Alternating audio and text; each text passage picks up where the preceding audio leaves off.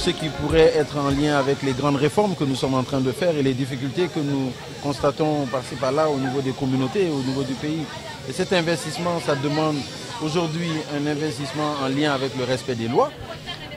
Déjà, également, savoir que le citoyen, c'est celui qui contribue à l'évolution et au développement de son pays. Et ça passe par plusieurs choses, y compris les impôts et les taxes, mais aussi l'animation civique. Vous êtes dans un environnement, vous devez pouvoir aider au niveau de cet environnement les membres des communautés à se mettre ensemble pour essayer d'aider à l'épanouissement de cette communauté-là. Et je pense que ça, c'est un gros rôle de la jeunesse.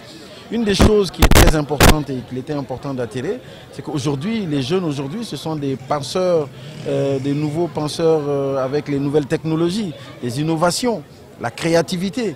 Je pense que les jeunes doivent pouvoir s'investir énormément avec tous ces atouts qu'ils ont.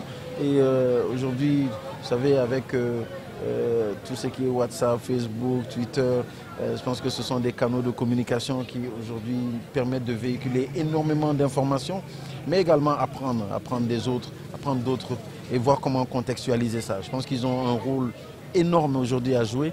Il est important d'attirer leur attention là-dessus.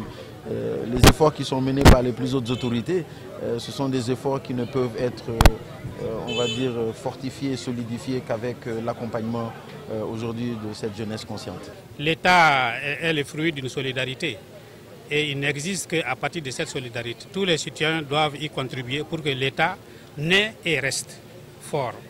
Donc le Mali a besoin de tous ses citoyens, a besoin de solidarité de tous les citoyens maliens.